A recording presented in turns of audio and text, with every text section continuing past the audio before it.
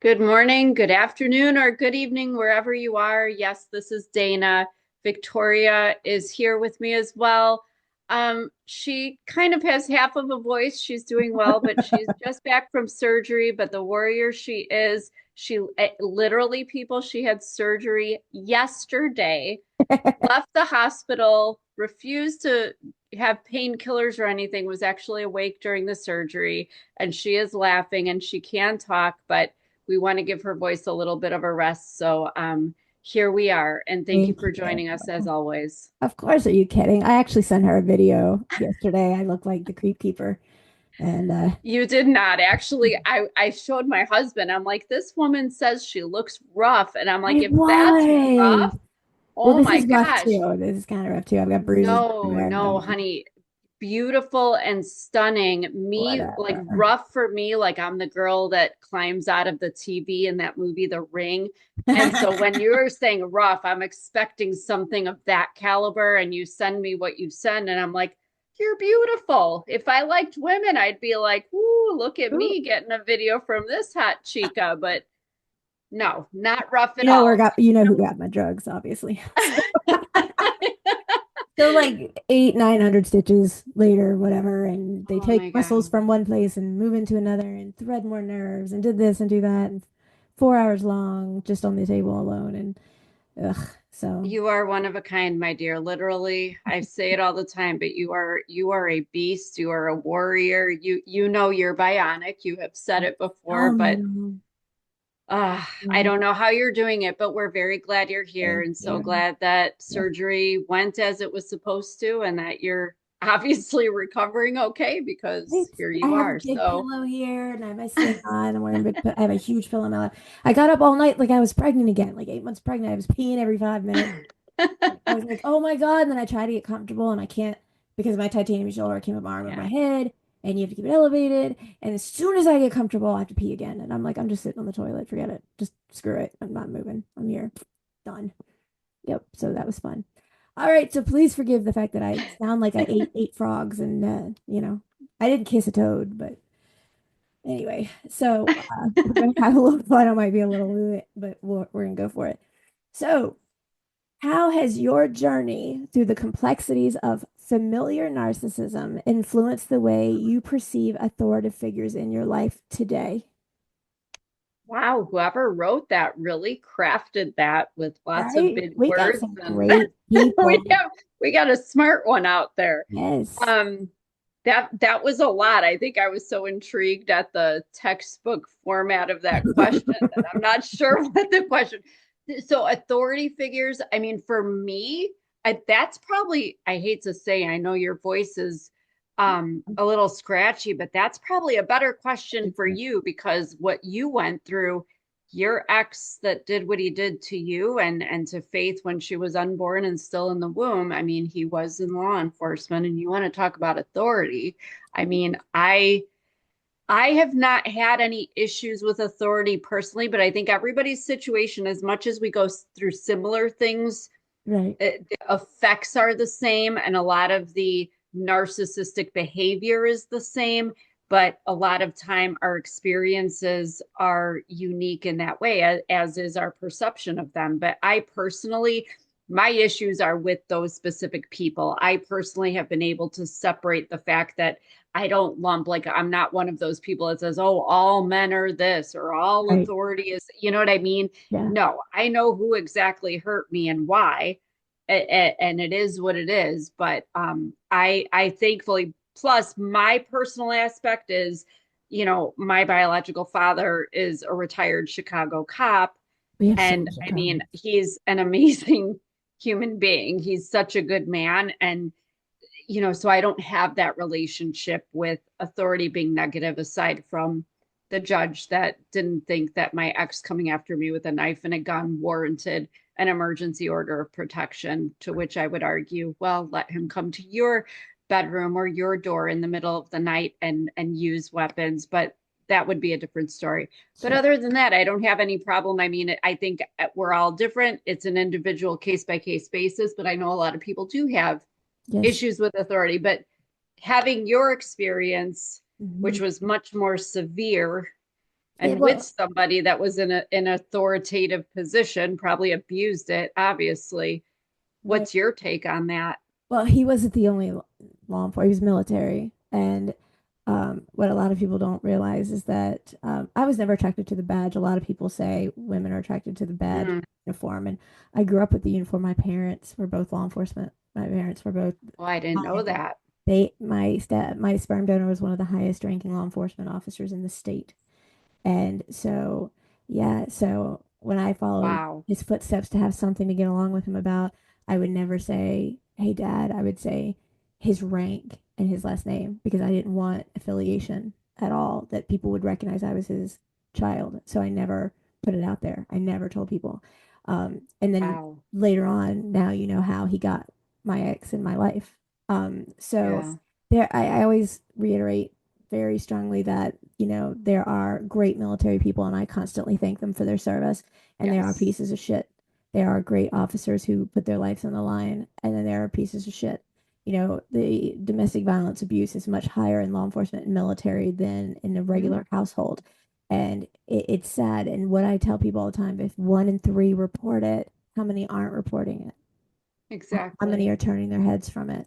Um, I would say I'm much better now. Like when I first, went out, I took on the military because they sided with him, which is very, very, very common that they side with the soldier. Yeah.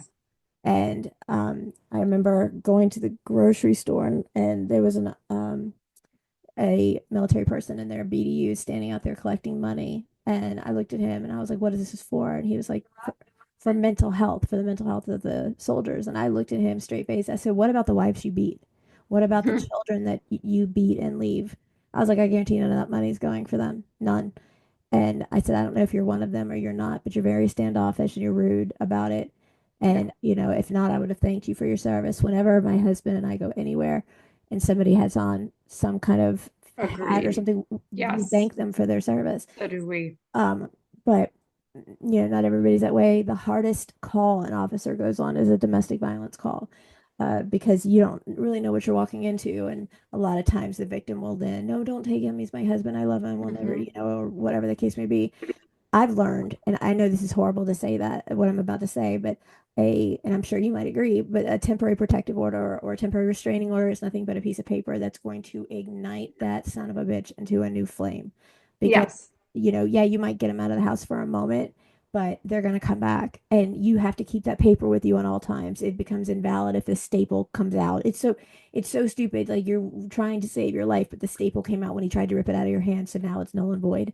I mean, what do you think that's going to do to him? Not a damn thing. I mean, No, it's and they don't take it seriously. It's hard to take seriously anyway. I mean, after a knife and a gun, when I finally, after 3 court dates, three, mm-hmm. she finally gave me something, and it was for him to stay 10 feet away from me. Yep, I it's was higher. 93 pounds and I'm 5'3". I'm like, I literally looked at her. I said, he could throw a 2x4 at me from 10 feet away and harm me. Yeah. He could throw anything at me. He could shoot me from that far away. Mm-hmm. I mean, I felt bad because the bailiff even, I mean, he handed me tissue because I was obviously very emotional Yeah. because this is my life. And my neighbors in there testifying that, yes, he in fact came over there and told her and her husband that he was planning to kill me. And here we That's are. a terroristic And threat right there. It's a felony. yeah, well, not to mention there was stalking. I mean, there was a million things. But you know what she said?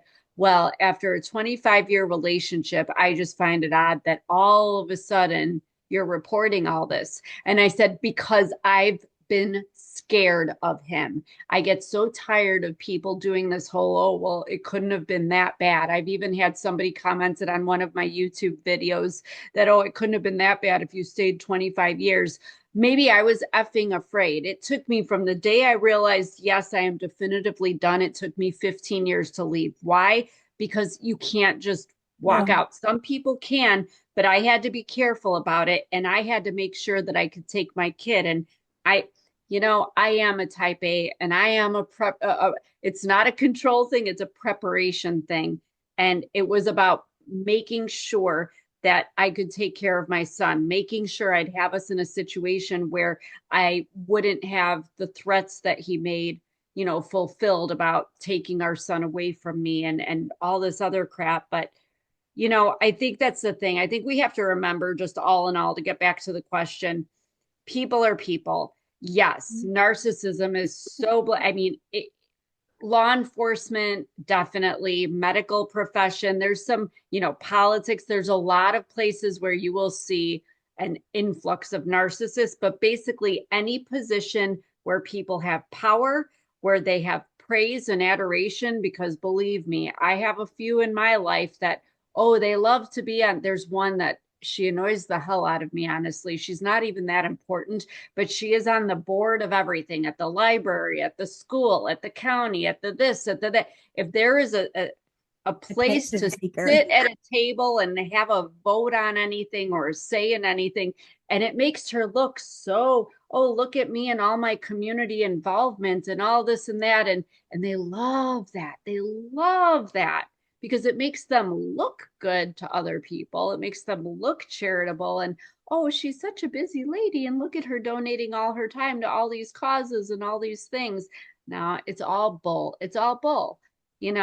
You and I give our time every single day, hours of our time. Yes. And we don't get the glory. We don't want the glory, though. It's not about that. We do it because it comes from our hearts. And that's the difference between a narcissist and a normal human being that's just trying to be a human and get others through their life, So yeah, you'll see that with authority, but don't lump them all together, because I agree. Yeah. There's good ones and bad ones, but there's good cashiers at Walmart and bad ones too. So it can be any profession. And I have to tell you, and I didn't put this in who kicked first because I just didn't, but like one of the times when I went to court against him, he's like, well, you need to prove it. And you put together this packet, like right after the incidents has transpired, and you're putting the packet together and you're trying to get everything done.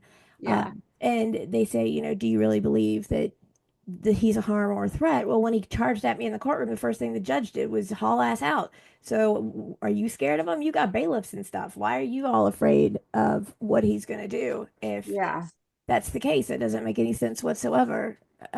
Why you would act that way if you weren't scared, right? So you're a grown man and you hide in your chambers, or you have the bailiffs going in front of you. Why are you scared? I'm sitting here on the other side of the table. So it is different for all authoritative figures. I think everybody handles it differently. But the average woman does go home 7 times when they're in an abusive situation. They can't just get out and leave because they don't have a foolproof escape plan, which is what some of the things I do and help get done so that they can go and not worry about it and come back. My husband Michael has stopped in here, I guess, to see what I'm doing. So we've already apologized to everyone, babe, because of me being 24 hours out and we're recording. So what? Howdy, y'all, and thank you for coming on the show again, Dana. It's our Hi there. This is our series. Oh, well, I'm sorry to interrupt y'all. Well, it's okay. It's nice to see you. Glad to know you're checking on your honey over here. I just don't wear your voice out too much. That's why I'm offering a cup of coffee or hot tea or something. Oh, thank you. I have tea. Thank you. Are you enjoying your video game that I'm totally against? I've done helped your daughter. I'm cooking now. Now she's my daughter. Okay, great. I'm cooking like a good husband. Do you hit your head?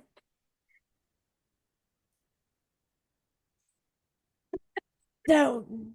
They're making coffees with their latte machine, cappuccino machine. And that's exciting. He wrote me a check yes or no, like you're in high school. Check yes or no. Do you want coffee? Do you want tea? Or D, none of the above? And I'm like, so I apologize to everybody for that. Next question. What realizations have you come to know about your own emotional needs as a result of understanding the family dynamics you finally escaped from? Wow, people with these questions. Honestly, I've learned actually not to ask myself these deep questions. I think life is just personal to everybody, and we all go through our own experiences. And, I know how I feel. I'm very in touch with how I feel. But I also, as a child growing up with 2 narcissistic parents and a golden child brother, I was never allowed to feel, because feelings make the narcissist.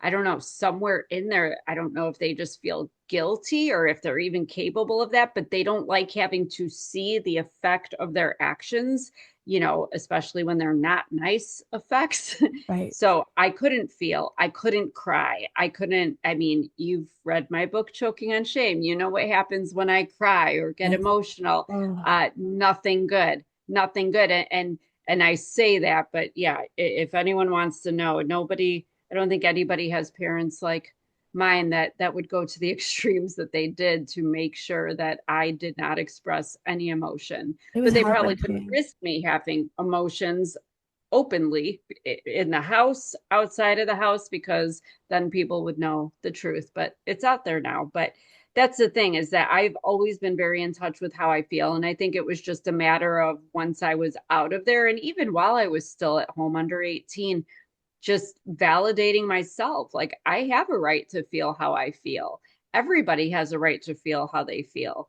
There are even people that I know that say, oh, but that person's got mental problems or depression or they're schizophrenic. So, and I'm like, yeah, but to them, their feelings are their feelings. And to them, they are real. And that is what they are operating out of. Right. So why are we judging and telling people? That's the biggest word I want to get out of this whole vocabulary in the English language and every language is should. Nobody should be doing this or that. We all have the choice and the power to decide what we want for ourselves. And I like knowing how I feel and having the right to my emotions. Now, how I act my emotions out and how they're expressed outwardly, well, we want to do things that are somewhere between societally appropriate and still having some self-respect, but still honoring our authentic selves. So that's been my thing in life, is trying to find that balance between those things. But we all have a right to that stuff, and I really don't care anymore. But it's taken a lot of therapy and a lot of healing to get to the point where I don't care if my mother thinks I'm too sensitive or overly emotional, or if I don't care what anyone thinks, really. Some people are for me, some aren't for me. I'm not for everyone, and I'm okay with that. Yeah. Who wants to have that set at the table? Yeah, exactly. I'm good with a free chair.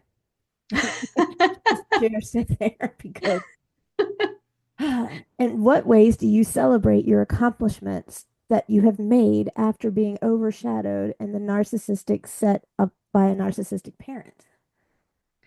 Yeah, I think it kind of is the same thing I was just saying, just kind of like honoring myself and having that self-respect that back.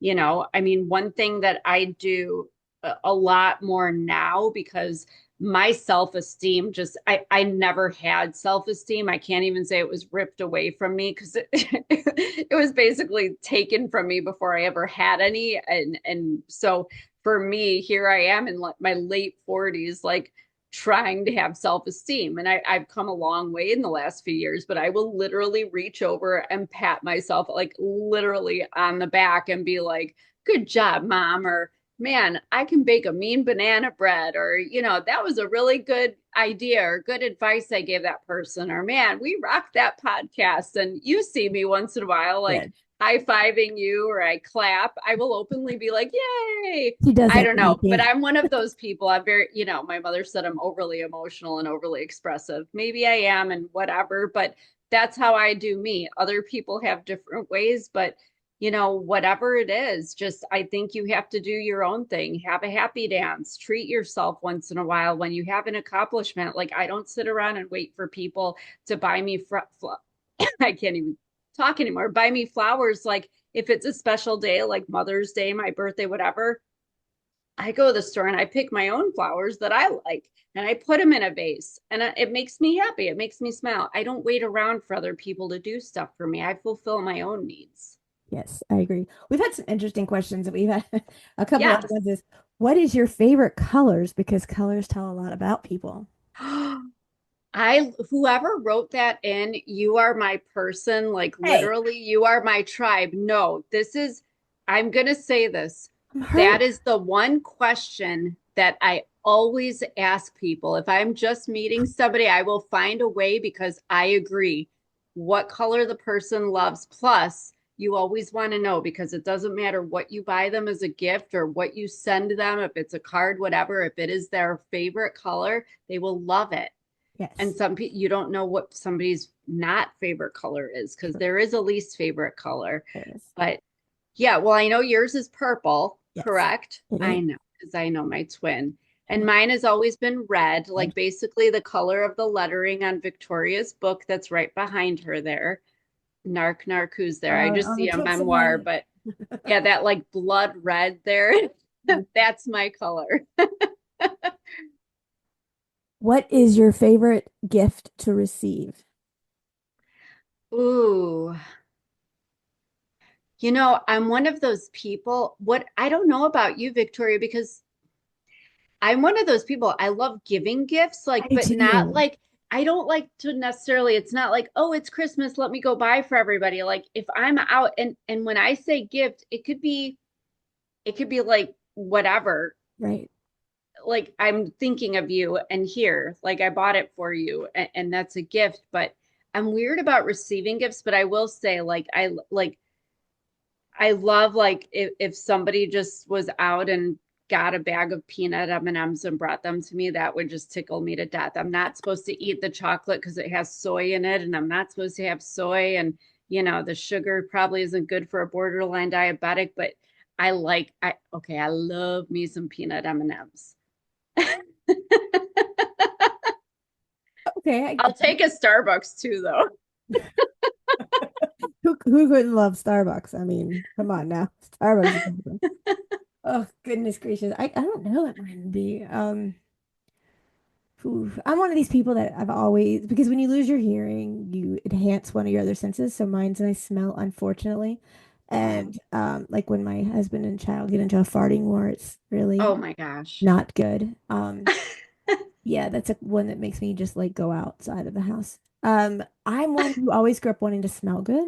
Like I love, and I've been asked all the time, what do you wear? What do you wear? Because it's not normal. It's not like one of the normal everyday wear perfumes. Um, and I've told my husband from day one, I like a good smelling man. There's just something Oh about it. yes. Oh Yeah. yeah. Like Yeah. even when he's being his little redneck self, if he smells good, it's it's all right. But I'm with you. I don't know. I've never been someone like if you wanted to give me a gift, I would say give it to someone else because I like giving things away and seeing the happiness Yeah. in someone's face. I mean, I just had surgery yesterday and like my family knows when I'm in surgery, they're gonna open up the book bag or whatever, and there's gifts in there for them and a love note. I love you both with all my heart and soul. And I've always told Faith, okay, where are we going tonight? And it would be like, oh, we're going to Paris and we're going to wherever. And I'll say, okay, I'll meet you there. And when I'm back there awake watching, I'll pretend that I'm in Paris, with her. And I'll say, did you see the Eiffel Tower? What did you think of it? Were you stuck, doing whatever? And it's just the best gift for me is make someone smile. I guess I love that. Well, there are the five love languages. yes. And I think that's the funny thing. And I agree with you that I think that those are really the things that, and one of them is gifts where Yes. people do like if receiving gifts is something that's affectionate, but it's interesting that your childhood, and how you grew up and what your experience was usually kind of dictates what your love language will be in the future. They say that what you didn't get as a child, that's your love language as an adult. And mine, ironically, is affection. I'm a touchy feely, like if I love you, I will just come up to you and hug you. I will give you a kiss on the cheek. I might even get like a little crazy sometimes and lick you upside the face, whatever. But I love with affection, and I like to like when I first got with my husband, he's one of those like, the baby boomer generation is like, oh Yeah. no, no PDA. And I'm like, you can hold my hand, dude. Like Yeah, that's we're not. not doing anything. Like, but he's one of these, like, if his kids like entered into the picture, he'd like throw his hands up like he would. And I'm like, you weren't even touching me. Like It's so it's important that the so kids funny, but today. now he knows, like when we're driving, he'll hold my hand, or when we're sitting somewhere, he'll reach across and rub my arm or put his arm. He knows it. And I get lots of hugs now because they do say that actually you should have at least 7 hugs a day, just saying. Right. But I'm with you. I like to just, it's not about things. And I think, but we all like it to have things too. It's not like if somebody were to, what's your perfume that you wear? You said it's rare or It people is don't, rare. what is it? It's actually hilarious, the name of it. You're gonna crack up and say only you. No. It's Givenchy, and it's called Yeah. Angels and Demons. Oh, I love that. That's good. It's very I'll have to go practical. smell. We're all like everybody listening now is going to go smell it so we I can should know get what we free bottles for promoting it. think. I mean, Yes, it's you should. expensive. It's expensive, but even when I made amazing money, I always save my money. I was so frugal all the time. But I smelt this and I was like, most of them give me headaches and or they linger. Yes, I agree. Look, People can this one, smell too much, but this we one, all have, I love that people are all drawn to a scent though. yeah, Because mine, I have two though. Growing up, it was always from the Body Shop of all things. You want to yes, talk about cheap, but the white musk, that was like yeah, my signature. That still is. Whenever I wear it, I feel yeah, like me. But yeah, I've gotten into All Saints Sunset Riot. Oh, I love that one, but that's pricey. yeah. So, Yeah, I mean, it's just when I go to sleep at night, I always want to smell good. And I don't do it for Michael. I do it for me because I think you just feel better, like you feel more relaxed, and it helps you get rid of the toxicity. Because my brain, like yours, never shuts off. So it's just like I'm thinking, constantly. And so I'm just one of these people that always wants to smell good no matter what. But I don't do overpowering. Like, right. one of the worst things is when I was at my biological parents' house. Now it's 10,000 square feet, and I'm on the complete opposite side. And upstairs, I would text my sperm donor and say, she just got out of the bath. Hand to God, I'm not kidding. And he would say, how the hell do you know that? And I say, because I can smell her. No, I'm laughing because my mother and stepfather live in some kind of $6,000 or $7,000 square foot monstrosity. And yes, I have been there to where like I am coughing. Here's me, the girl with the lung disease that I don't even know what level somebody is on, but I'm like hacking because of Come the on. strong scent. But yeah, I'm not into smelling like a French whore, but to each his own. To Yeah, each his she wore own. this perfume that you would find on a 5 o'clock street corner on like it was brutally disgusting. And it was like $4.99 on clearance, and she'd buy like 100 bottles of it. And it was just like, there's gonna be Oh an my expiration gosh. date on it. And But that's got to be a trigger if you ever smell that out somewhere. I Oh don't my think goodness. anybody wears that anymore.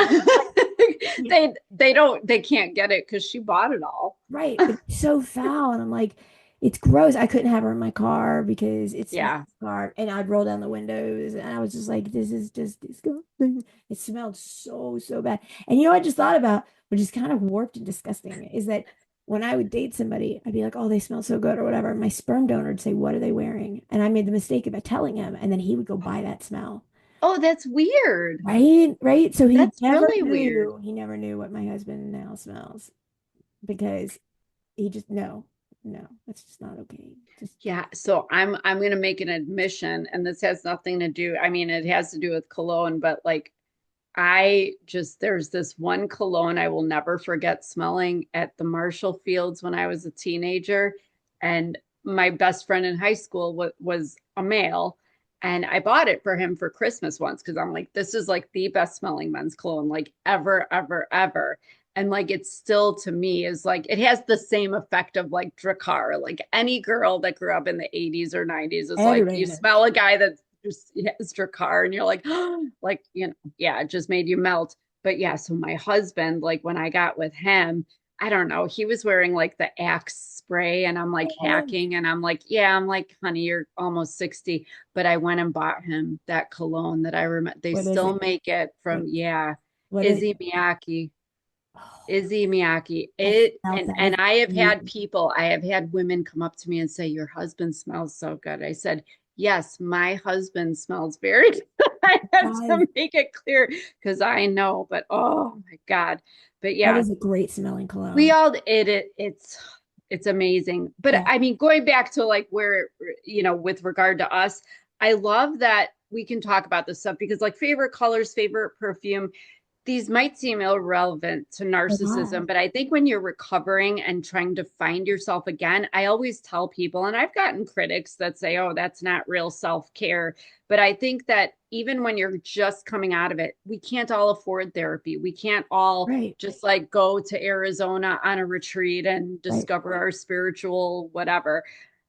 but you do know what your favorite color is, and you can paint your nails that color, and it makes your heart happy when you look down and see your nails all done in your favorite color. And when you smell good, like I agree with you, when I go to bed at night, I'm showered, I'm comfy, I got my coconut foot cream on and my organic magnesium lotion on my shoulders that I've rubbed in there, and I have my whatever lotion, and you feel good. And that's what this is Yeah. about. That's what self-care is. And if that means having a bowl of ice cream every night for dessert, or putting your favorite perfume on, buying your favorite perfume, even if it's a little pricey, giving yourself those little treats, I think that's really important, because I Well think it deserved too. reminds us that we deserve it. Yeah. And we forget that, because so many of us sacrifice and sacrifice and give so much of ourselves to give to others, that we need to indulge ourselves once in a while too. Right, absolutely. And I tell my husband all the time, I don't do this for you because I take a shower every day and then I take a bath at night because the bath for me, because of all my injuries and stuff, Yeah. is it just relaxing. I have I have flameless candles on the walls. Yeah, I do too. And I put like, because I'm so frugal and cheap, I use like cheap shampoo and use that as body, like making bubble baths. Yeah. And I just sit in there and like lay back on my spa pillow and it's even if it's just 10 or 15 minutes to decompress, and then I get up and put my lotion on, and then I put on my pajamas and my slippers, but it's the decompress, and then I go back to work. But it's that time that is just for me, even though it's not, because I always get the mom, babe, mom, then knocking on the door, and I'm like, I just want 10 minutes, just 10, give me 10. Set an Alexa, 10 minutes. So much for decompressing. Right? Yeah. So, but you got to do something good for yourself. Yeah, You have to every once in a while. And I absolutely. say have to do it every day. All right. What legacy do you wish to create for yourself that contradicts the one that was established in your upbringing by your parents? I have actually been asked this before, and this is part of where my book 3 that's coming out ends, is that love. I never got love while I was still in the womb. I was not wanted. I was not loved. I wasn't loved when I showed up. I should say I'm going to retract that. I was not loved by my mother, who is the person who should have first and foremost, even, and here I am using that word should that I just said should be removed from the language, but societally, a mother is supposed to love her children. And I know people who have been like, I don't know if I want kids. And then they have one, and like they get it. Like after you give birth, oh my God, I don't know my life without this child. Exactly. But that didn't happen for my mother. And I've struggled. Part of my healing was grappling with the fact that, regardless of how much it didn't work out for me, and what I didn't get as a result of that, I have to respect the fact that, if there's nothing more authentic than sticking to your guns. She didn't want to be a mother. She didn't want to be a mother when she got pregnant. She didn't want to be a mother to me after I came out, but she sure didn't try to give me love. She made sure, she was always very funny about making sure I knew that she didn't have to give me shelter and food and clothing, but that I should be satisfied that I got shelter, food, and clothing, because that's all she owed me. So for me, it's love. And it's really interesting to me that, as far back as I can remember, and I can remember back to being 3, 4 years old, I've always been obsessed with hearts. Always. And if I see the word love, especially if Mhm. the O is a heart, I don't know what it At the is. top of an eye. Like seriously, literally, like I just like it's something weird that it's like this magnetic pull that I have to anything like that. So for me, the legacy has always been love. I am going to love, and I am going to give love, and I'm going to make sure my son is the most loved child ever in this entire world. And I'm going to love everybody. I don't love everybody. I'm going to admit that there are people who have really tried me, and Yes. I have tried really, really hard to find some way to love them back. But it's love. Yeah. It's love. Yeah. What about you? I always wanted the marriage I saw from my grandparents. That was like the biggest Mm, thing ever. And in every room of apartments I ever had were pictures everywhere. I lived and breathed to be with them and stay with them and watch their marriage. I never saw them fight, not once. He would always open the door, order for her, say, "Look at my beautiful Oh, I bride." love that. They kept each other's greeting cards for over 50 years and they gave them to me. And they kept the first time I wrote "I love you" on it and gave it to me. And kept every card I ever give them. And so like I remember sitting one day, both they had, recliners. My grandmother had cancer. I was 8 and my grandmother had cancer and she didn't want me to know she had lost her hair. She thought I would be afraid to be near her. And she spent so much time crocheting scarves for homeless people. And my grandfather would take the quarters and like come out behind my ear and pranks and we played Yeah. together and everything, right? So I'm sitting there with my grandmother and she leaned over to her yarn bag and her wig fell off. And immediately she freaked out, wondering how was I going to handle it, right? Because I Mm. didn't know. And I looked over at my grandfather and I went, "Why can't you do a cool trick like that?" And I immediately scooted back on the chair, and a good solid 5 minutes, I was going up and down trying to get my hair to come off. Like Oh literally, my like, gosh. why can't I be bald? Why can't I be bald? Yeah. And so she was dumbfounded at the fact that I wasn't, scared or whatever. And I took a pair of scissors and said, "Here, cut my hair." Like I wanted to be her. And, the fact that their love was so true and unconditional and so vibrant. I actually have their profile pictures tattooed on my back because they always had my back. And I did that after Oh, he cool. passed. And it was just, I would see such a night and day difference. Like we would go and have dinner and there's no phones, just like I implement in my Yeah. family. There's no phones at the table, there's no television. And my grandfather would say if I wanted whoever's on the other end of that phone at my table, they'd be joining us. And that's when the Yeah. phone was corded and hooked on a wall. Mm-hmm. And so we would sit down, talk about our day and, what everybody's doing and help each other clean up. And like, that's what we do here. And it was just the implementation of, they would go eat. And every time we'd go somewhere to eat, he would order for her. He knew what she wanted. He would ask for extra coffee for her Sanka back in the day and have some more Sanka. And it was so beautiful. Like he would I help love that. everything. And no matter what, when one of them was in the hospital, I stayed with them. And then I went home and stayed with whoever was going back to their home. And I was young and you're supposed to be 12 in the ICU. And he would tell everybody, "Oh, she's a midget. She's very self-conscious. Don't." And he would sit there all day and talk about how beautiful she is. And she's hooked up to all these machines and everything else. And he's like, "She's resting. That's my beautiful bride." And I was like, I want that one day. That's what I want.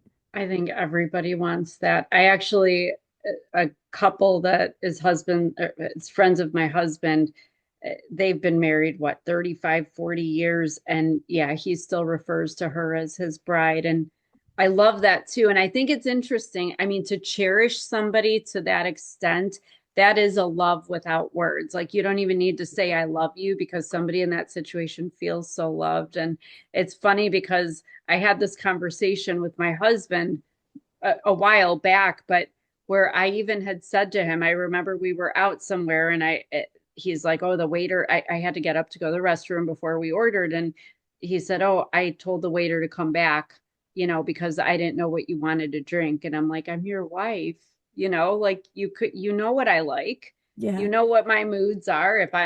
You should know if I want the glass of peach Masato or if I want a red wine sangria or just a Coke Zero today." Like, but Right. you can order like you're supposed to. And he's like, "Well, I don't want to overstep and I don't want to be like a male chauvinist." And I'm like, I think it's amazing when a partner knows, Yeah. like I'll order for him and I always tell them, "Can you bring an extra glass of water?" Because he always drinks tons of water when he eat. Like, but to know your partner to that extent and take the initiative. I love that. And I love that it kind of carried into you and how you operate your family because that's what a family should be. And I think so many of us didn't have that, Right. and you were so lucky to have your grandma and grandpa, but there were some people out there, the scapegoats and the black sheep, that unfortunately were stuck with their narcissistic parent or parents. And you know, they probably are desperate to have that. It was always important to me too, to a family dinner every night at the table because I didn't have that. But it's kind of interesting. It goes back to the love languages. Right. what we don't have in our childhood becomes important to us as adults. But Yeah. But thank you for sharing all that. I think like your grandparents are now everybody's idols. oh, Like, they put in every picture and every I had it over Faith's NICU bed when she was born, but oh, and she knows them as guardian angels. But one of the things is when I would have dinner at my sperm and egg donors, she never cooked. They eat out 3 times a day, 7 days a week. It's disgusting. that's And mine too. Yeah. so let's say that the egg donor was going to go to Chili's or Fridays or whatever and pick up dinner. And the golden child said, no, I want McDonald's. Then she would go get him McDonald's. And there would be a time where I'm like, oh, can I get McDonald's? And she's like, no, you're eating what everybody else is getting. Well, if you're going to McDonald's anyway, why can't I get a fish sandwich or Yeah. something? Kind of some fries or something. No, you're going to eat this. And then the food would come to the table, the TV's on, people are on the phone, nobody's talking to each other. And if I didn't want it and I didn't want to eat it, it was, well, guess what? You're going to sit here until breakfast, or you'll have it for breakfast, but you're going to eat. And my golden child brother be over smacking down on his French fries and his fish sandwich. And, it's like, if he didn't finish it, that's okay because he's full. But and it was just night and day different. It was just so different, and that's not how it's supposed to be. Like I wanted to say goodnight to my grandparents. My grandfather had triple bypass surgery, and he would come in and tell me goodnight, I love you. And I would always go in there to him. But for my dad, if you will, if I wanted to tell him goodnight, he's like, you have to come to me. He would do that to Faith. Faith's hooked up on a feeding machine, and she'd be hooked up, and she'd say, I want to say goodnight to Grandpa. And he would say, well, you're going to have to unhook her. You're going to have to turn it off, unplug her, and then she can come down and say goodnight because I'm busy. I'm watching TV. I'm not going to get up and go tell her goodnight. And that would blow my mind. Just the simple things like that just blow my mind. How some people are so self-centered that's But all they that's care the about. thing. That was my stepfather. It was for him though, he was always at the kitchen table, but he always had his arm crossed and sitting up like he was the king of everything, just waiting for you to summon whatever it is he Right? wishes for. Right. And to this day, even though they moved from my childhood home, if you can even call it a home, It's a he house still is always, dwelling. yeah. Well, and it's sad. And my grandma lives with them now because she's up there in years and can't, live independently. And she has said more than a few times, this is where I live, but it's not my home. And it makes me sick. But I can't get her here to live with me. We'd take her in a second. But thank you. That's so beautiful. And I hope that everybody does kind of think about what they want, because I think that's a good question for everybody to Yeah, ask. yeah. I always say it's good to ask what you want, but what legacy do you want to leave? What do you want your family to look like? Because I think we need to have those visions, especially when we're in these situations where we feel hopeless and powerless. Have that vision, because I think once you see something and you can and specify, like, how many kids do you have sitting at the table if you have no kids? Are you married? Are you with a partner? Are you maybe you are a single woman with a career and want to adopt a kid? What does it look like to you? What does that life look like? And then go get it. Yeah. But I think a lot of us, if we see it, we can't unsee it. And so we even unconsciously start kind of enacting little, you know, steps towards those goals. But I think these are good questions to kind of think about. And even for me, I don't know about you, but like it's even making me think like, yeah, we need to get back to sitting at I eat alone half the time here anymore because we're all in and out, but we don't have anyone. I mean, the youngest one's 21 and everybody lives away now. We're empty nesters at our age, but it's an empty nest because even my husband, I don't know where he is half the time. He's so social. So, but I would I love to have a family dinner with everybody at the table. And like you I'll do said, it. no phones. Uh, I'm I'll going to just I'll come to your house and I'll make you have banana dinner pudding. with you guys. I'll even do the dishes after. I'll make Oh, you banana pudding. you don't have to tempt me with banana pudding. That's okay. I like bread pudding too. That's actually my favorite, and rum cake, but Love cake. whatever. I'll just take Hearts that on banana it. No, I love it. I love this next question. I think it's hysterical. We love Okay. we love listening to you guys. You two truly do act like sisters in the best way. Not a black sheep and not a golden child sisters, but real life loving sisters to one another. The camaraderie and the chemistry between the both of you is fantastic, and for that I thank you. Now, here's a question just for sheer fun. If y'all were the Golden Girls, I love the Golden Girls. I grew up on the Golden Girls. Which one would each of you be? Oh, that's hysterical.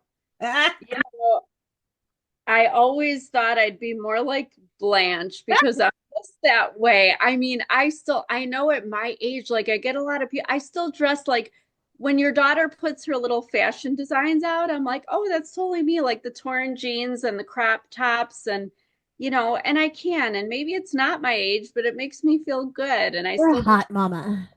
I try to be a hot mama, You but are. that's my thing. Like, I feel like I'm more like Blanche because if I didn't have my husband 70, 80, 90, I'm going to be still running around having my fun. I'm sorry. I'm a human and I'm a girl and well, that's what I want to do. I was locked up with that guy for 25 years, that first one. So I'm living my life. Yeah. And if this one croaks, I love him dearly and I'll hold him in my heart forever. But, I don't even know. I'm afraid to ask. Who do you think I would be? I have my idea of who I would be, but let's see who you say. It's funny because you like mutter stuff under your breath, like B. Arthur's character. What was her Oh, name on the Lord. show? Dorothy. Dorothy. But gosh, you're funny. Like you're like a combination of like all the other three.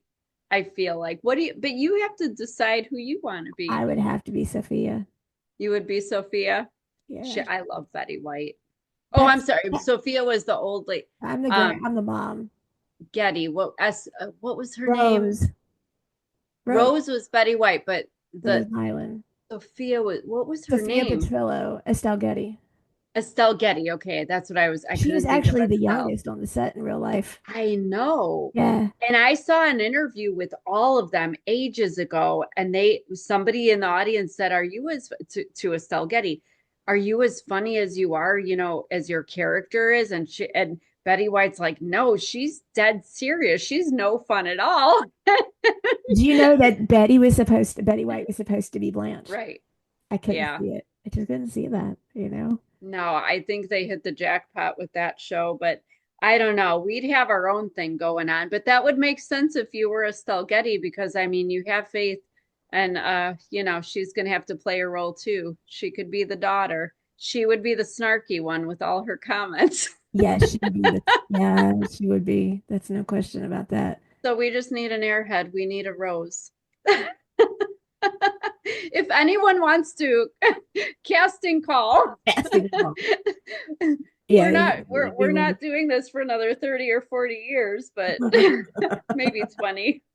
So I've had people ask this all the time. If you were to have your book into a movie, tell me who your stars would be playing you and that Jackass and who. Oh, who would you pick? I don't know. I've been asked that by even movie producers. I've been asked, Yeah. but then they were in that writing hold or whatever, and I want to reach back out to them. But the only person I could ever imagine playing idiot is Keith or Sutherland. Hmm. Because if you ever saw Eye for an Eye, he was so believable in that movie. Okay. And I couldn't watch him in anything else after that because he was so authentic and scary. Interesting. Yeah. And the thing is like, and Michael's like, who would I be? And I said, I'm sorry. I know you're going to be really mad when I say this, but you're going to have to be Raymond Reddington because I love me some Red from the Blacklist. He only hurts bad people and he's got such disposition and demeanor about him. So I would, yeah. But I don't know. Yeah, that's funny because I just put a post on that the other day. I was a guest on a podcast. Was it a few days ago or last week? And they were like, we need your books to be movies. Like after the third one comes out. And I'm like, you are not the first people to say that. There have been conversations, but I'm like, I already have it planned out. Like Natalie Portman is my girl. She has got to play me because she can be very serious, but she can, when she smiles, like really smiles, she has that twinkle in her eye like I get. But I've already got Ryan Reynolds is so my ex, much better looking, but he can play a dark side like nobody's business and you don't see it coming. But that duality, that Dr. Jekyll and Mr. Hyde, the nice guy, and he's funny and charming and thinks he's good looking. And well, Brian Reynolds is. My ex is not so much, but no, he's my ex and my husband, Doug, it's like, well, who would play me? And I was thinking about it. I'm like, you know what? Hugh Jackman, not a doppelganger, but I'm like, you are older than me, a little older, but it's that rustic, handsome, kind of scruffy, yeah, tall. Yeah. I Who would you mean, have play my egg and sperm donor, Like yeah, I haven't thought that far. that would be I don't want to give them that terrible. much thought. I know. I don't know who I would get to play me because all the, like I don't want J Lo for sure. No, God, I couldn't have J no, Lo. I'm so over her. Yeah, she's. I don't know who. Yeah. Um, like Susan Sarandon or I trying can't to see her think. playing that part because she's kind of, you know, I, No. I love J. Well, I guess send us, ask everybody else, send us who you think. I mean, for both of us, that'd be interesting You to nailed see. You'd Natalie have to look at our Portman. pictures, obviously, or if, just even our personalities. But Yeah, yeah, that'll be an interesting one. yeah, Natalie Portman would be awesome for you. I could totally Oh see. my God. I've actually been mistaken for her in Las Vegas. It's really weird, like a few times. And I'm like, no, like I'm at like the same shovel crap in your mouth buffet as you. Like Natalie Portman would not be like, Right? but literally, like I have had people come up to me like all like squirrely, like you'd get around a celebrity. I'm like, no, I am not Natalie Portman. But what a compliment. I mean, my She's God, gorgeous. She's gorgeous. absolutely gorgeous. So But are you? yeah.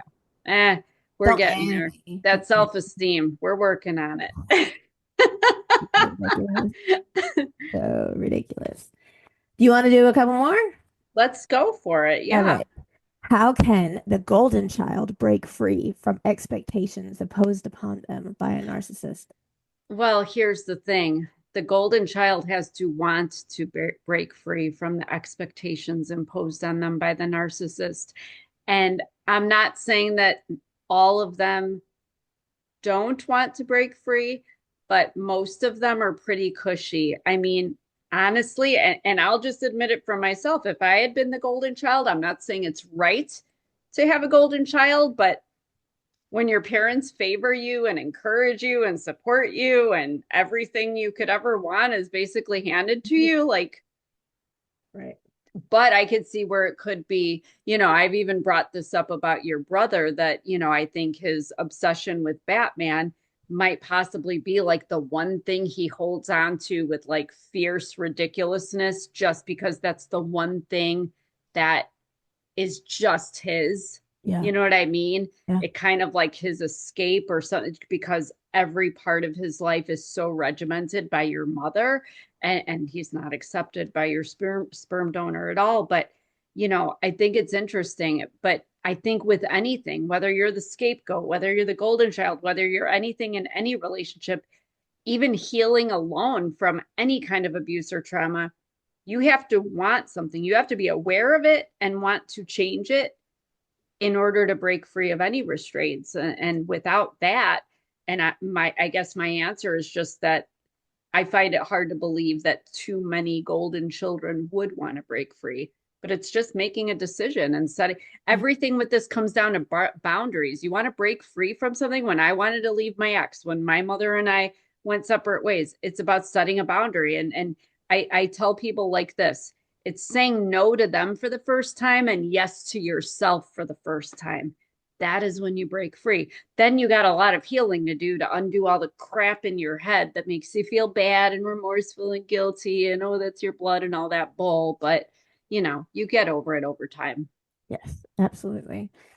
How does a narcissistic parent's need for control affect their children's autonomy and decision-making capability?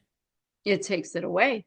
It I does. mean, like I just said, I mean, whether it doesn't even matter if you're the golden child or the scapegoat, you're not allowed. It's the way I have always explained it to people, and almost we were even looking at it as my book title. It's like you're a puppet. You're in a play and you're assigned a role, and they will tell you this is what you're going to wear, this is what you're going to say, this is how you're going to act, this is what you're going to eat, this is what you're going to do, this is your role. and everybody's got to play their role, and they're up there pulling the strings, being the puppeteers because they want everything to be how they want it. And the second you say, I don't want to play this role anymore, well, then you better watch out, because whether you're like me, whether you're 5 or you're 50, let me tell you, they're going to come after your ass, and it's not going to be good. That makes me think of that sweet girl who is the dancer who got the bad review. Yeah. Yeah, that makes me think of that. That's horrible. Yeah. But we've had a few. Didn't we have somebody else that, oh, the one that decided she said she didn't want to be a doctor like her parents, but she Right. wasn't sure what to do. It's the same thing. It is. It's just, you have to decide what you want, but Give if them you the keep heel. doing Give them the heel. that's I know, sitting on the heel. My grandma bought me a pair of heels the other day. She took me Christmas shopping. I was allowed to see her for the second time this year. And yes, it's December. But she kept wanting to buy me stuff at the store for Christmas. And I'm like, you don't have to buy me anything. Here we go with the gifts. I'm like, I'm good. I said, donate it to Salvation Army, do whatever, buy yourself something. No, but she wouldn't take no for an answer. So there was this pair of like red heels with a bow on the back and the ankle strap, and they were sexy as hell. And I'm like, fine, you want to buy me something? Buy me those. And I took the box, and she's like, really? Where are you going to wear them? I'm like, vacuuming. I'm going to wear them vacuuming. That's your fault. But I literally, when I brought them home and I tried them on, because I'm not one of these people that likes to like take stuff off, especially in the winter in the Midwest. I'm not like taking boots and hats and all this crap off in the store. But I tried them on, and I literally look at this it's probably a 3.5 inch heel. I could barely walk in them. They're sexy as hell though. But I literally thought of that comment from like, just sit on that heel and spin. And I'm looking at them like, these are the kind of shoes that I would be wearing when I say that to somebody. So now I have an idea of where I'm going to wear these shoes. I mean, they're just going to be worn, and I know exactly who I'm going to say that line to, and she deserves it. And it won't be nice, but it'll be my glorifying moments that I'll have, that I can say I said that to her. So I'm very excited. So thank you again to whoever it was that gave us that line. The transgender whose family didn't accept. I love it. I do. You know, I had the opportunity tonight to see both my sperm egg donor and the golden child. Oh, yeah. And we talked about this off air. But I'm not gonna go. I decided to be the bigger person. And oh, that's right. I remember now. I'm sorry. I was clueless for a second, but yeah, it's better off. It's 2.5 hours away. And I'm like, I'll get glass in my food. Something's gonna happen, you know, and they won't allow Faith to go. But she's going, she's over 18, so she would go if we went. And, you know, I've done so much to heal from all this. And, you know, I don't care who you are, if you can't even call and check on a child who is on life support and in multi-organ failure, and you know that that's your grandchild, you can't even, you know, smoke signal, text, email, call, nothing. Forget I was amputated and part of it was at their fault, but yeah, you can't even call and check on your granddaughter. And then you do see her. We ran into them, as a lot of people know, and then they wouldn't even look at her or talk to her or whatever. That's unforgivable to me. Like, that's just not something I can easily forgive or will forgive. You can come at me. You're not coming at her, period. She had nothing to do with it. You know, they always say how horrible she talked to them. Well, you know, when you have a trach child and they say, I liked it better when you couldn't speak because she was trached, or wait till your lawyer gets here, or, you know, he would say, I'm going to give you a knuckle sandwich. And that was just like, excuse me. I don't think so. You're not going to. He's like, you must have lost your sense of humor. And I'd say, yeah, it was beaten out of me. It was left on the floor when I was bleeding half to death. But thanks for thinking about it. You know, you don't tell a child, hey, I'm going to give you a knuckle sandwich and think it's funny, because it's not funny. My stepfather used to say that to me all the time too. Yeah. And it's not funny. I mean, I don't get sensitive. I can joke about, you know, stuff, but it's not funny. And I would never dare say that to a child who's been through what you and Faith have been through. But you know what? I'm proud of you though, because so many of us, and we have had people write in that, you know, like the person that said they can, you know, their parent or whoever it was can sit on their heel and spin. And we love that. And we laugh and we clap and cheer you on. And sometimes we do. They can call it reactive abuse, whatever. Sometimes it just flies out because we've stuffed our anger and our feelings down and it just comes out. Yeah. But when you can make a decision, a conscious decision that's best for you and put the vengeance aside, and that's, I always say, I always have an angel on one side that always knows the right thing to do. And then I have that devil that's just like, oh no, go and tell him this and do that. But you got to protect your peace. You got to, it's not worth it sometimes to poke the bear, poke the sleeping bear, stir up the demons. Like, there are situations like where I'm going to go and decidedly wear these fancy ass red heels I can't walk in, but it's because it's my husband's family. And unfortunately, this woman is in it. And I refuse, even though this is going to be something that I am hosting, I refuse to be participant in exclusion and division of a family. So she will be invited. Whether she comes or not is up to her, but don't think I won't mutter that under my breath while I'm looking hot as hell in some skimpy little dress and wearing those hot heck heels. And I will send pictures. Write a picture. I think this should be probably one of our last questions. Please provide an exact story or time where you really realized, not even depending if it was in your childhood or your adulthood, when you both really realized how out to lunch your narcissistic parents truly could be. Well, that's interesting because I actually had something a few days ago. I tried different healing modalities. So this isn't necessarily an exact story, but I guess it's just an example. So the other day I did something it's called family constellation therapy, but I've never found anything online that really Never heard of it before that. describes, and I didn't either, but somebody that I met and really connected with and had a very similar past offered to do a session. And like I said, I still can't find anything online that describes it as far as what I experienced. Okay, so that aside, in this, what it basically does is you go through your ancestral lineage, and it basically very quickly finds really the core of the generational trauma and how it was passed down to who. Anyway, with regard to my mother, because she's always who she's, I say, the crux of my existence. It's interesting because I always, once I learned what gaslighting was, I'm like, oh my gosh, like she's been gaslighting me since I was a child. Something would happen 2 feet away from her. I'd get my ass beat by her husband or end up wrestling on the floor with him or scream.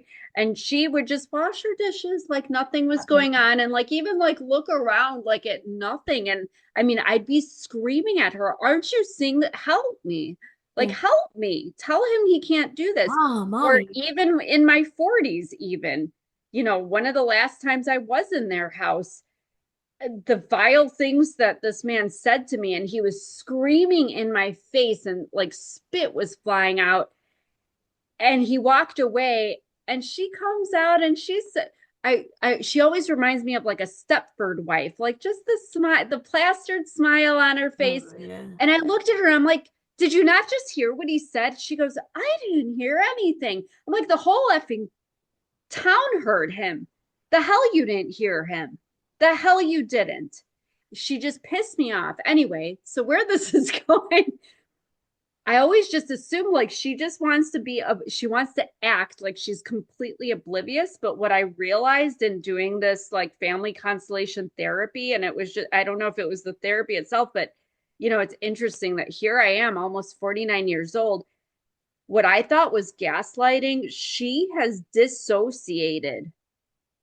She had trauma. Her father was extremely abusive, also a cop, by the way, that I also found out, and held a gun to her and her brother's head when they were little. He was cheated on my grandma in their house over and over, left me in a bar in Chicago when I was 3 years old to leave with a woman so he could screw her. Just a horrific, vile man.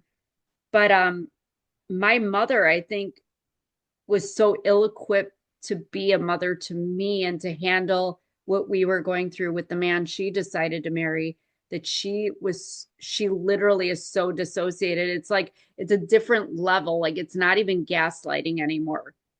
It's kind of like the way I kind of think about it is when victims of sexual abuse dissociate.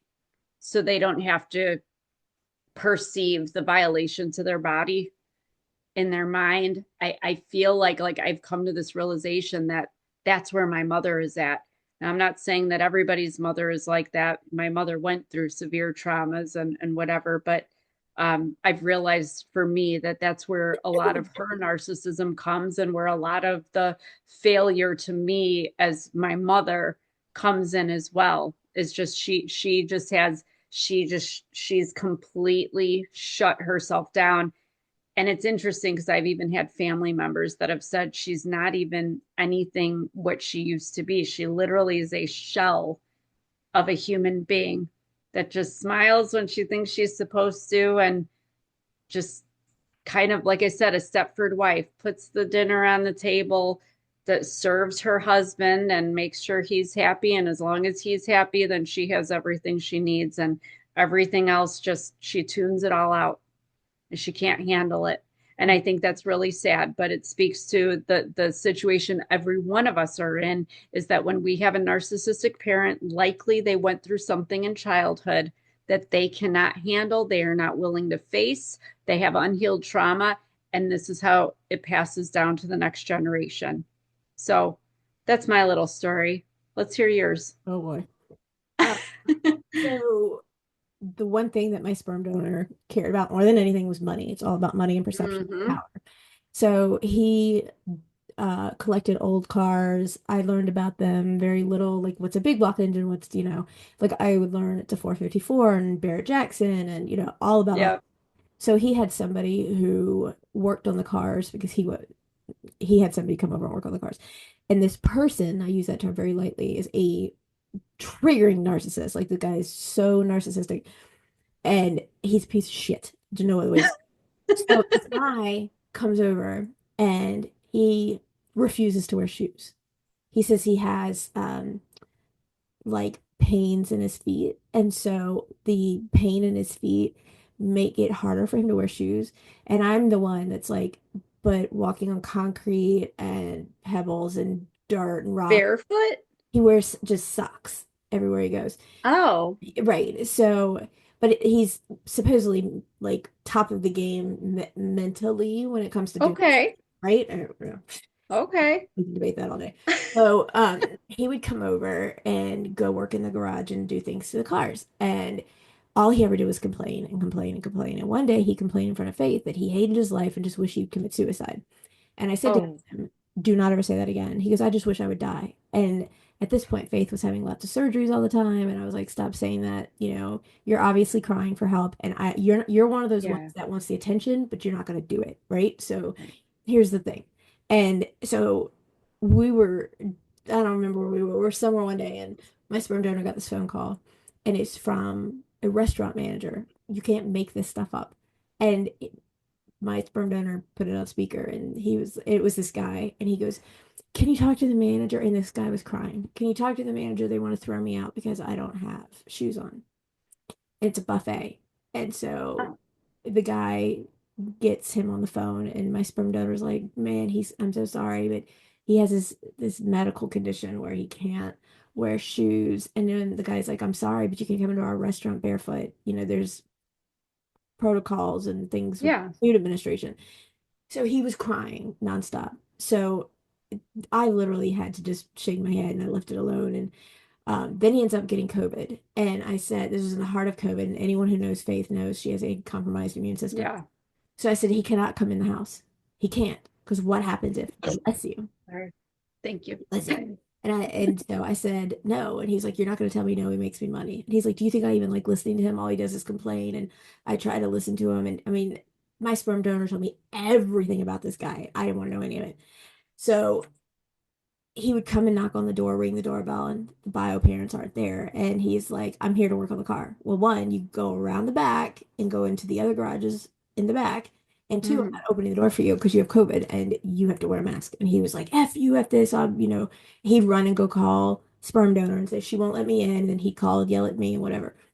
So I said, if she gets COVID, it could be deadly. And he was like, he makes me money. And so we had this huge falling out.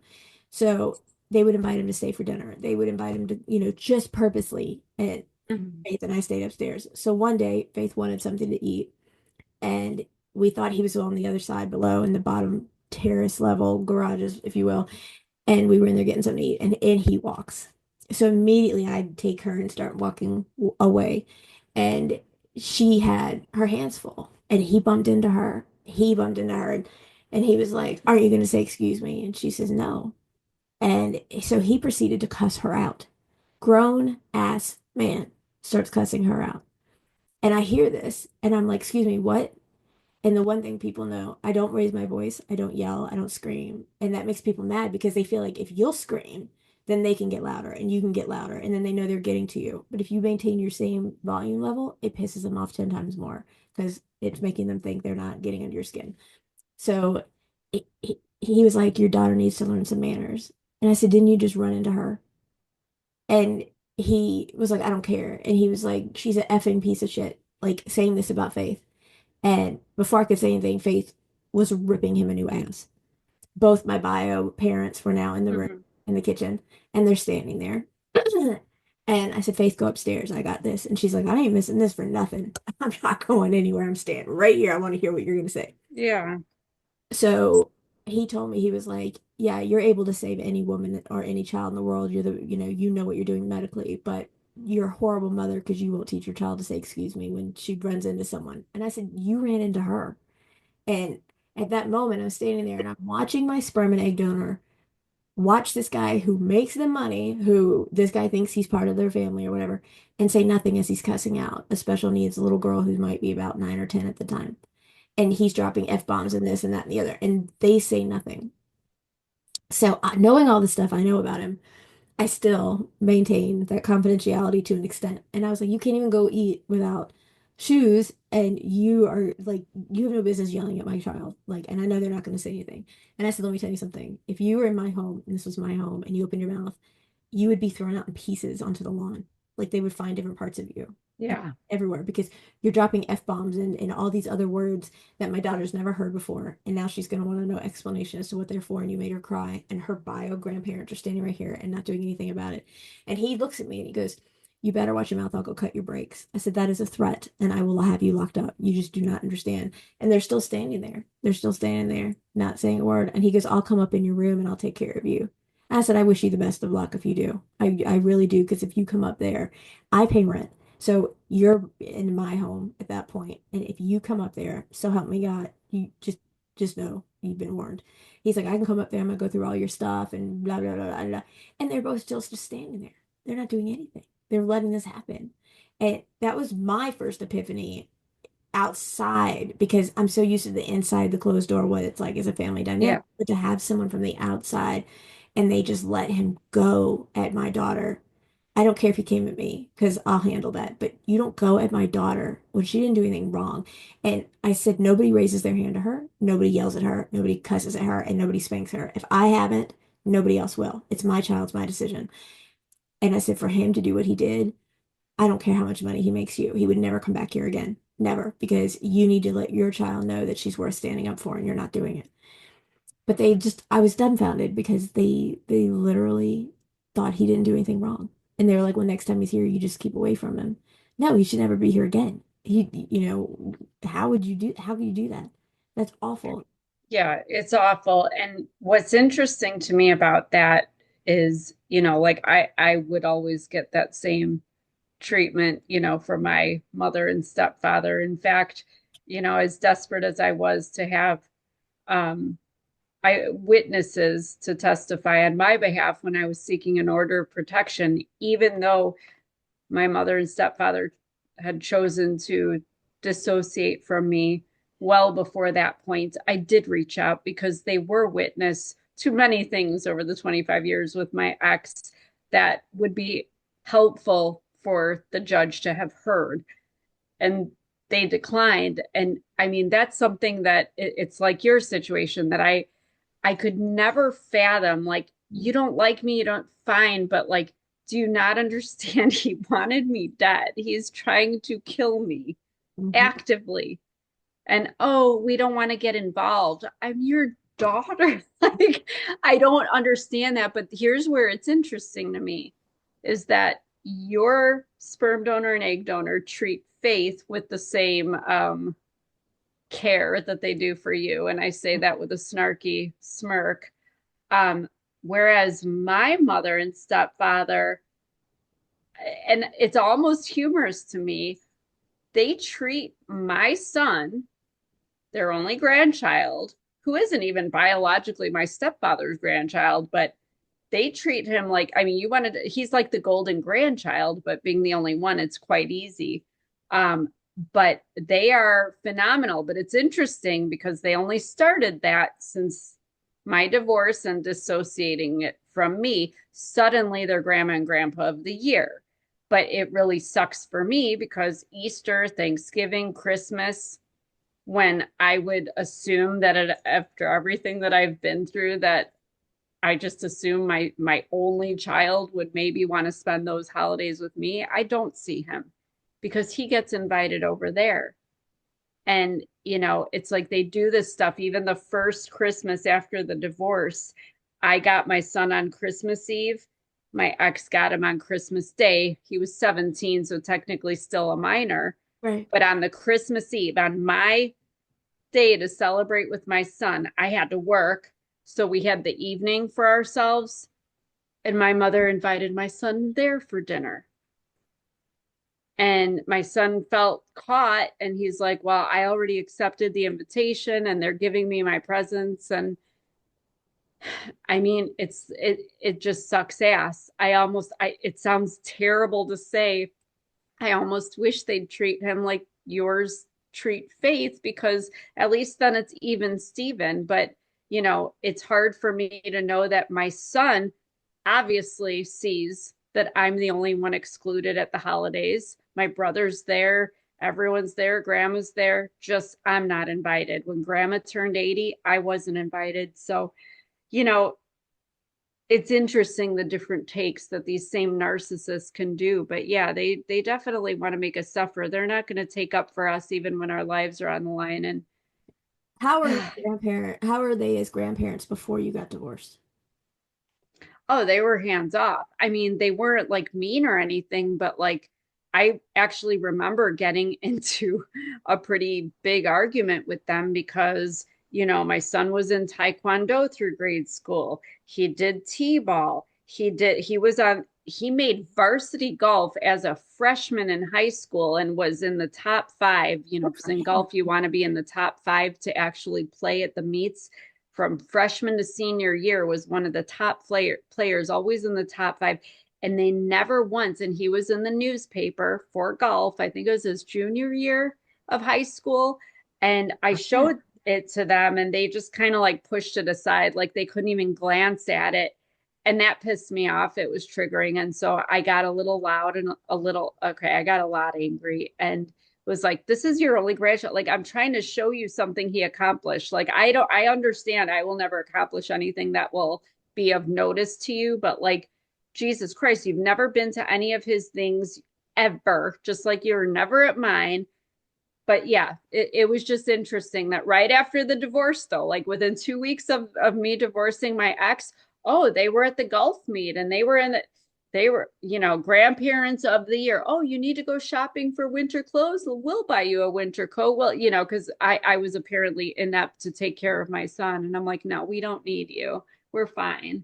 But, you have to understand from a kid's point of view, a teenager, especially when your rich grandma and grandpa want to show the world what wonderful grandparents they are and buy you expensive things, my son's human and he enjoyed the attention and still does, but it sucks because but I will say this, if anyone else out there relates to it, you know what, my son's 21 now and I know that he people show who they are without our help, without us saying anything. So I just keep my mouth shut. My relationship with him is with him. I don't say anything about how I feel. I don't want to burden him with my feelings or my, resentments, but he'll see it one day. He'll know what's what, because guess what? I'm not supposed to know. And I already told you, but it's being hidden from me because, I'm not part, I was told I'm not part of the family anymore. But the golden child is pregnant. Well, he's not, but his wife is pregnant with their first baby. So I, I'm standing here with like a telling smirk, but it's going to be interesting to say the least. What happens when golden child's baby comes into play and my son isn't the only grandchild anymore? I think my son's gonna have a harsh reality to face. We're gonna see how this goes, but I'm just gonna sit back with the popcorn and watch the show. And when my son gets rejected, he can come to mama. Mama's always here. Yeah. I'll be like, join the club. You know, they had this huge property, and Faith wasn't allowed to have a bike with a tricycle. They didn't want her driving in the driveway. She wasn't allowed to ride the bike. She wasn't and it's like, why can't she ride a bike? The driveway was flat the whole way. There was no hill. No, she's Yeah. not allowed to drive. She's not allowed to have it on there. And after my egg donor made the comment, it was pretty. The Faith is just original smart ass. Yeah. So she had told Faith that if I had died on the operating table, then she wouldn't be upset. She wouldn't care because she doesn't love me. And this is what she said to my daughter before I went in for surgery. So it wasn't that much longer before her birthday came around. And I actually took the picture when we left because I thought it was priceless. I'll have to send you a picture of it to show you. So she says, I made something for Mimi because it's all me, me, me, me, me, me. And I was like, Yeah. okay. And she's like, I want her to see it. And okay, all right. So she gives it to her. Now we don't even get to have dinner with her because she's with the golden boy and all that. Yeah. So makes a big deal, opens it up. Now you have to imagine it's this like wrinkled old lady and a little one, and there's a rocking chair behind it, and the little one is holding a bucket and says, "Kick it, Oh, kick the bucket." I like how you're laughing. These people are unbelievable. Oh, Faith gave that to her for her Oh, birthday. Faith gave that to her. I'm sorry. I've got so Oh, I think I was so like shocked by the Faith, kick. Oh, Faith. because Faith, Well, that the doesn't little one, surprise me. the Okay. little one's holding the bucket, Well, and what was their Faith, reaction? did she's just rude and has no manners? Or what? I literally Of thought I course. was gonna pee down my leg. I was laughing Oh so my hard gosh. because she was like, "Well, this is what I think of you," because you're telling my mom, who's never left my side for a second, and the only person who supports me and stands by me, you don't care, you don't love her. And the next thing I know, you're telling me you don't care if she lives or dies. So here, kick the bucket. Wow. And she See, colored and the that's whole. why I love your relationship with your daughter. And I think that's amazing. And that's why I actually like I'm not jealous of it, but I envy that because of everything that my son and I went through. And we always had each other's back and he protected me and I protected him. And that's what I miss is having that kid that's got my back Yeah, because I got your back.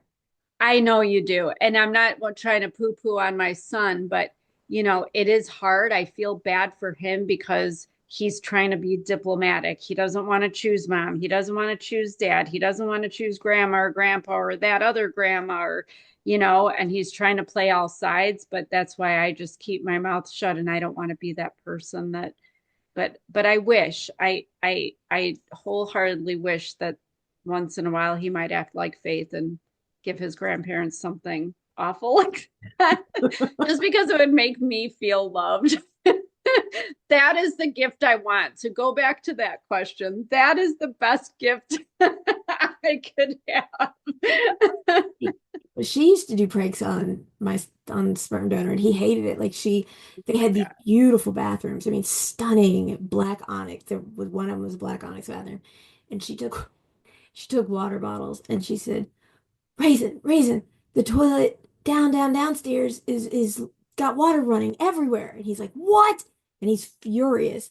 And so he goes down there and she has open bottles of water and spilt the bottles of water all around the toilet on the tile floor. And she said, "Look, the water's running out of the Oh, toilet." And jeez. it's hysterical. I mean, it's just little bits of water, little tiny bits. She And did. he was freaking out. He was furious. He was furious, and he's like, "You're gonna clean it up. The maid doesn't come till Tuesday. Clean it."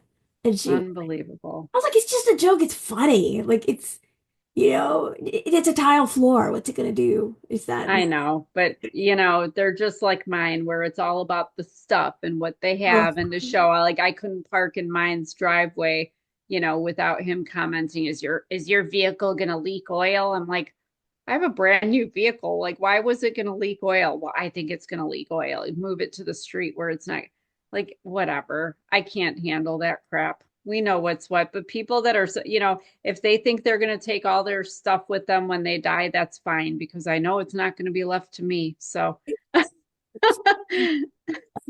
well, we did get through 2.5 pages, which is nice. that's amazing. I think that's a record. It is a record. But we're going to say it as we always do. Keep sending them in because we will keep coming back and answering them. We love doing this for you guys and we love the stories. We love the sharing. We love the comments. Feel free to compliment. We prefer no criticism, but if it's due, then we'll take it. We're tough. We've been there. So just keep sending it in, keep listening. And more importantly, if you think that anybody out there can benefit from anything we talked about today, but hopefully everything, please share this episode because hopefully hearing it from somebody else might help them out. And we have homework for everybody, and I'm going to see if we can get Miss Dana to do it too. I want to create a playlist of narcissistic music to make you feel good when you hear it. What songs do you believe should be on this list? And so, yeah, I don't think I can do that because all 3 of my books have playlists already. Every chapter is a song. well, no, I know, but you can name one to go in it. Like if we were making an album for narcissistic, survivor, Only driver. one, there's so many. But yeah, I think it's a good idea because there's a lot of music out there, a And lot if of love somebody's songs. mad, they can Yeah. go in and turn on the Oh, station. 100%. Yeah. There's enough. A, B, C, D, E, F, U. There's a lot of FU songs out there, and quite a few of them are on my chapter title list. I know. I thought that'd be great if people wrote in because you never know what their That would be response good. Yeah, is. let us know. And the other thing, and I'll throw this out there, I always had like an anthem. Like when I divorced my ex, Sorry Not Sorry by Demi Lovato was literally like my anthem. Like it was my song. I would strut to it. I would belt it out in the car. And the second I left the attorney's office after the judge dissolved our marriage, man, I blasted that song and sang that out like nobody's business. So if you have like an anthem like that too, like share it. What's your song? What's your, not necessarily your jam, but like that song that gives you that confidence and like, says the FU or whatever it is, the empowering song. Yeah, Faith said mine would be Angel with a Shotgun. Oh, And nice. yeah, it's one of her I've never heard it, but I like the title. right? I used to say Gunpowder and Lead. Okay. Um, Yeah. Lambert was good. I'm still on Angel with a Shotgun. That sounds like a book title. That's a good book title. Yeah. And then Yeah. now she says I'm Titanium. That song Titanium. That is a good one for people who've survived, especially what you've survived, because you literally do have like metal in your body. Yeah. You are I have bionic. plate and tools. I'm ready for dinner. I will never travel with you. I can't go Oh through my God, are you airport kidding? security I went like to, that. I don't know if I should say this on air. I go in through metal detectors and I beep and I'm like, it's my body, it's everywhere. And they're like, oh, you're so sweet. We don't worry about it. Oh goodness. And they let me go in. And I'm like, I gotta go adjust. And I have guns and knives and shit all over me. And they like put your bag through the thing and let them inspect it. Okay, it's on my person. And I go through and I'm like, I have cards that say, she's got metal here and there. I'm like, pick a card, any card, take one. And I go right through and then I'm like, I gotta adjust my Glock. Oh my gosh. That's hysterical. And I'm the girl that's always standing there. Take off your hoodie, take off your everything. They got me stripped down to leggings and a tank, and I've got my hands over my head like I'm under arrest, and they shake me down just to make sure. And I'm like, I'm wearing leggings and a fitted tank. I'm pretty sure you would be able to see if they're unbelievable at the airport. But yeah, They took still. us. We had our Make-A-Wish shirts on. We were wearing Make-A-Wish shirts, and they took us out of the line to check us. I'm like, are you serious? You have these people over here that questionably could be suspicious in a way, not profiling, but look at their dress. Look how they're wearing. It's like 90 Yeah. degrees outside, and they're in like 5 coats. I mean, come on. And I'm wearing a Make-A-Wish shirt and pants. and so is Faith, and they take us over I'm like, I am not bending over. You're not gonna invade her. This is not how this is gonna work. We're Make-A-Wish recipients. And it was just like, what about, I said, if I get on the plane with them, there's hell to be paid. That's all I'm gonna say. If they get on that plane and you haven't checked them that way, you better hope we don't land. Fun stuff. Here's something else. All right, people, we're signing out. We love you. We love And I love you, Victoria. I know you love me. It's all the love we're spreading. All this love, love, love. But we'll be back. Yes. Stay tuned. Follow us. Like us. Share. Like everything. Yep. And Work we on will your see you soundtrack. again. Work on your soundtrack. Thanks, guys. Nighty night.